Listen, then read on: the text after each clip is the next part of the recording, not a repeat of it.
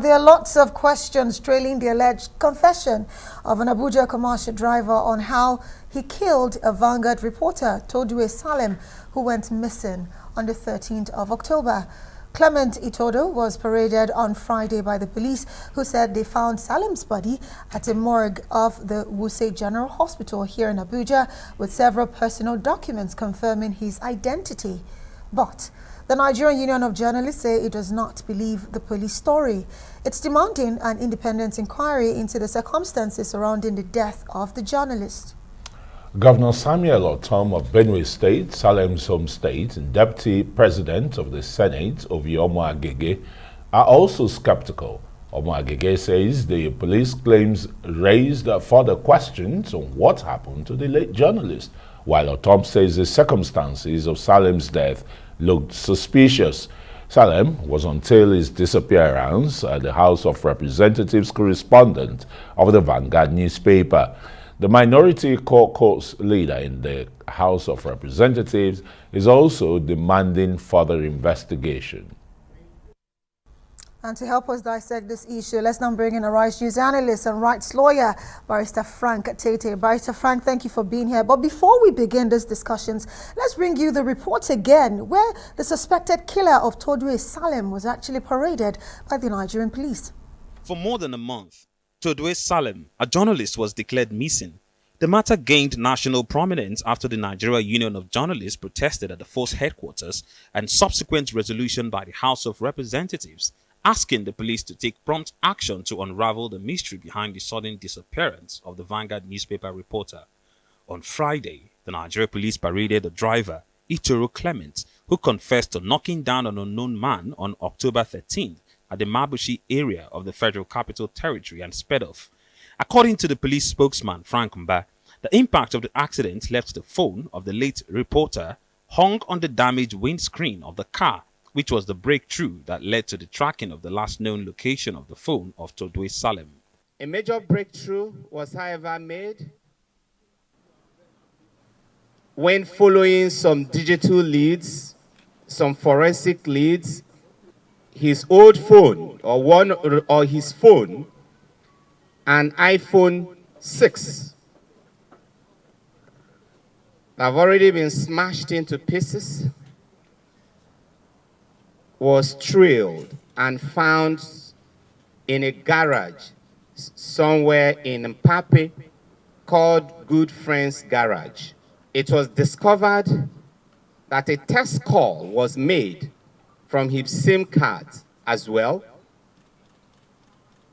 And following detailed and intensive digital and forensic analysis on both his CDR, his IMEI, and the scrap phone,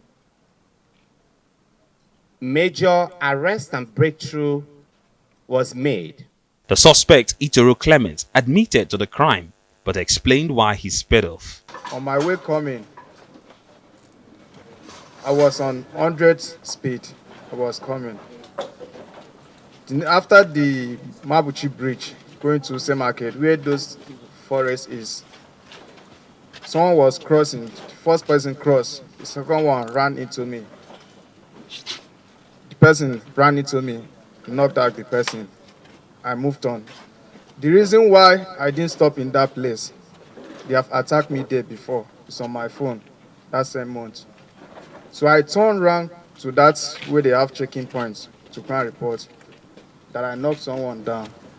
Getting there, I just stand there and talk to the police. Then I left to go and park my vehicle because my vehicle was damaged. Police spokesman Frank Mba appealed to Nigerians, especially drivers, to incident such cases at the nearest police station for prompt action. There was, however, another twist to the story, as a man in Port Harcourt has been arrested for falsely claiming to have kidnapped the journalist and demanding ransom from his family. It will surprise you people to know that we arrested one Prince Enyenihi, aged 25 years, in Port Harcourt, is currently in one of our detention facilities in Rivers State. This young man, following the massive media activities around the disappearance of Henry Tordue, went to a bulk SMS platform, originated a message, and sent it to the families of Henry Tordue, claiming to be a kidnapper who had actually kidnapped Henry, claiming that Henry is in his custody or is a hostage with him, and demanding a ransom of 20 million naira. The police said investigation is ongoing on the matter, while the accused is expected to be charged to court. Ferdinand Duroha, Arise News. Wow. Quite unfortunate. Well, we have a seasoned lawyer here and a Arise analyst, Barrister Frank Tietie. Frank, a lot of holes there that that police so-called forensic digital investigation can just easily be punctured. Well, I think a lot is not plausible in the way the police has reported its investigations. Nigerians are not that gullible and thick. We demand, we require a lot more, detail. Suddenly, the Nigerian police has become so, effective to the extent that it now has, classic forensic laboratories to analyze, 22 days after the broken phones. And who would be using a SIM card of a broken phone from Mabushi to Pape?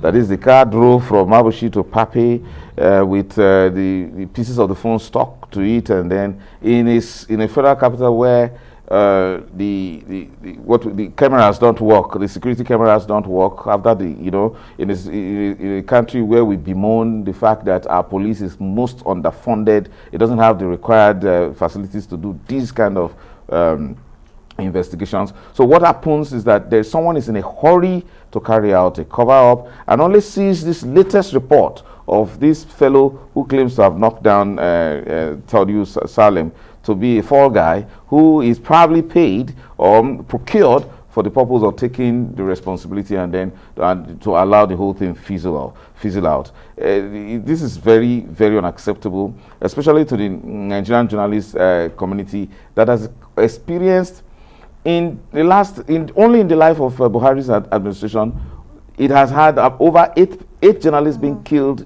cold-bloodedly, and with over 300 violations of their physical, 300 violations of our physical persons of journalists. One Ode was lucky to have, escaped with his life by whiskers. But the thing about it, Barrister Frank Tietie, yes, we know that the police is underfunded, but we do know that when the police is ready to work, they actually work. I'm not saying they have all that equipment. I cannot vouch for it, but I'm saying at the end of the day, let's look at this from this. Now there's an investigation that has to be carried out. As a lawyer, do you think the police will be able to give us the answers that we seek, especially now that we've been asked to get an autopsy and even the National Assembly is asking for more? The police didn't need to make this press conference if an autopsy had not been done. And again, capitalizing on the fact that we do not have an active corona law that's operational in the FCT, didn't take away the responsibility for the police to determine the actual cause of the death of the particular fellow. After all, he was said to have been found in the morgue of a particular government hospital. I've been there. I've been to that hospital before. If it doesn't have the facilities, we have a national hospital here that has such facilities that could have conducted a proper autopsy with a qualified medical personnel attending to it, giving to a large extent some form of independent report on what actually happened. The police cannot be giving us a narrative as if it is giving a story to cover up a particular inefficiency or a plot that has led to the murder, because the presumed murder of Tordue, because of the circumstances. This is a country where our government, whether federal and including state governments, have been severally accused of enforced disappearances, especially of journalists who have certain pieces of information, especially the kind of personality that Tordue was in terms of holding very firm views, even though he was a Buharist, from my investigations. But you see, this becomes too embarrassing for the government to a large extent that it appears the police is just making up a story. No, the police needs to come out, in more professional, more detailed, and give some measure of independence in the investigation, and some form of direct accountability that is responsible to the Nigerian people. This cannot work. So will the autopsy give us the answers that we seek? Definitely, because the autopsy will tell you from the circumstances, even though I'm not a pathologist or the particular kind of it will tell you whether the person died of a certain kind of impact. It will tell you to that extent of that detail. Well. These policemen don't have that medical expertise. It is somebody, a medical expert working in either a national hospital, to be specific. Because we can to a large extent trust the persons who work there, who cannot tell us. They should be giving us a report to that extent. This is a cock and bull story. It should not be accepted. And again, it is an indictment on our standards of criminal investigation in this country. You look at our Administration of Criminal Justice Act, it doesn't make any copious reference to the work of a coroner in whenever complaints of deaths are reported. I particularly took up a case of a young man who was shot and killed in Wuse, taken to the hospital, and I saw how difficult it was for the Nigerian police to ensure that an autopsy was conducted. It was shameful. So, this spirited move to give an explanation that does not add up in any way, it's a further insult on the entire Nigerian populace who are eager to know. I mean, think about it. Somebody took Tordue to the mortuary. We know the standards. We know that hospital. Mm-hmm. You cannot just accept these without full documentation of the person. Yeah. Even if it's an unknown person, you will give the circumstances. And then we're talking about his ID is fully in place. Mm-hmm. His phone's being recovered. For goodness sake, things have become that perfect in our country to the extent that you can now trace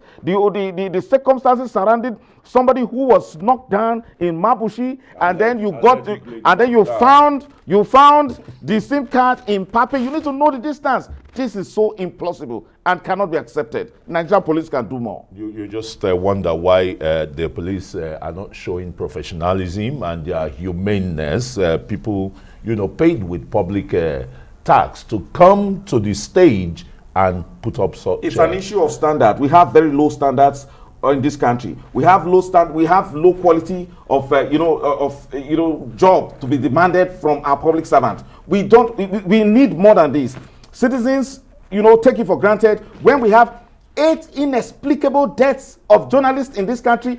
Don't further investigations. Really so when we have that as a standard, so we just hear this story and then it goes, and then the next thing comes. In a country rife for enforced disappearance by law enforcement agents, we need more, or else we have come to accept the new normal that, just give any explanation for any missing person and that suffices. Does that make the Nigerian journalist endangered? It has been an endangered species for a long time, and this is just an extension of what the Nigerian journalist faces, especially when he is exposed to political news reporting, like the one that Tordue was doing, being a correspondent in National Assembly, being exposed to certain kind of person, considering the fact that Tordue had actually received threats to his life and he reported it. Why would this happen? This is shameful for us. It's an indictment that you cannot operate as a journalist in this country safely, and to the extent that the state will not even take responsibility to account for the life of a journalist. 300 violations in the life of this administration alone. Don't even go back to 1986 when Delegiwa was killed till date. It has been the same old story. The journalist's life can be wasted in our country and no sufficient explanation is given. So it is dangerous. It is an endangered species indeed for you to be a journalist in this country. And how do you now expect the citizens to be entitled to correct news when the journalists are afraid to report the truth? When he knows that somebody somewhere who is against him can take him out and nothing happens. I mean, it's a violation of the right of the media to actually report correct news. It has a lot of extended implications when you see that journalists' lives are so threatened to the extent that when they are even killed, state authorities don't take responsibility. Well, it's a good thing that an extensive investigation has been called by the leadership of the National Assembly as well as the NUJ. Barrister Frank Tietie would have to say thank you for joining us tonight.